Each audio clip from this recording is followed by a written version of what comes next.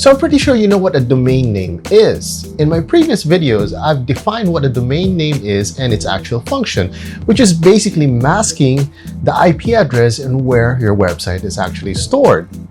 So the basic reason why we need to mask these IP addresses is for easier access. Web servers come in the form of numbers and dots that separate them. And it is ultimately impossible to memorize all these numbers and a bunch more. So imagine going to Facebook and typing in 126.192.00189. I don't think people would have the ease to actually memorize a bunch of numbers just to log on to Facebook. So to give you the obvious example here, facebook.com is the actual domain that would mask over their web servers. And in today's episode, I'm going to talk more on what we could do with domain names. So number one on the list are subdomains.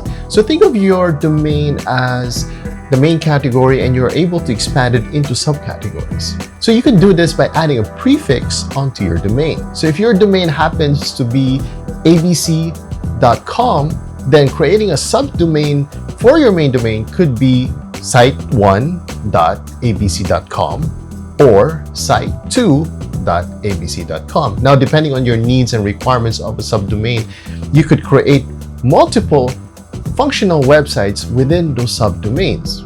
But of course, subdomains are not domains that you could purchase. You can activate them on any domain that you have currently and configure this within your web hosting servers.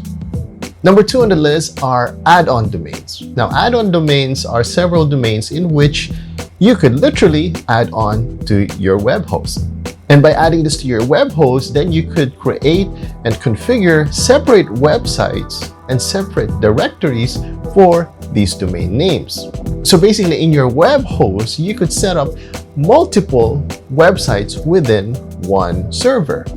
So let's say your business requires 10 domains that you need to set up. Then you could add in all these other domains onto the same web hosting that you got, set it up, configure it, and have separate websites for each domain. So this main process is called add-on domains once you start configuring domains that you have purchased onto your web host. So number three on the list is park domains. Park domains comes in two forms. If you're the type who purchases domains as an investment and you want to hold on to those domains, you can park them on your web host without even creating websites for it. So the very reason for people investing into domains and purchasing them is because they probably found the potential of the domain that could be resold into a higher value. So if you're someone who has purchased hundreds and thousands of domains, then you'll need somewhere to park all these domains. Now, another function of park domains is purchasing multiple domains for your own business and directing them to one website. So let's say you purchase abc.com and that you want to secure the other domains such as abc.net, abc.org, abc.info.biz, and so on. And you want to direct all of these domains to one website setup.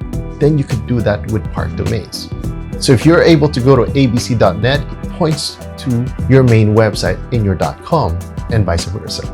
So last but not least, what can you do with other domains is you could transfer domains from one web host to another. So when you decide that you want to upgrade or probably move to a different hosting company due to several reasons, then domains that are on your current web host needs to be transferred to another web host. Now, transfer domain is a simple but tedious process in terms of waiting time. And that is because domains are required to be propagated properly to the new web host in which where you transferred your domains. Thank you for watching and I hope you like it. Make sure you subscribe to get the latest video and updates every week. If you got any questions about websites, make sure you hit me up on all major social medias at Philippe Soriano.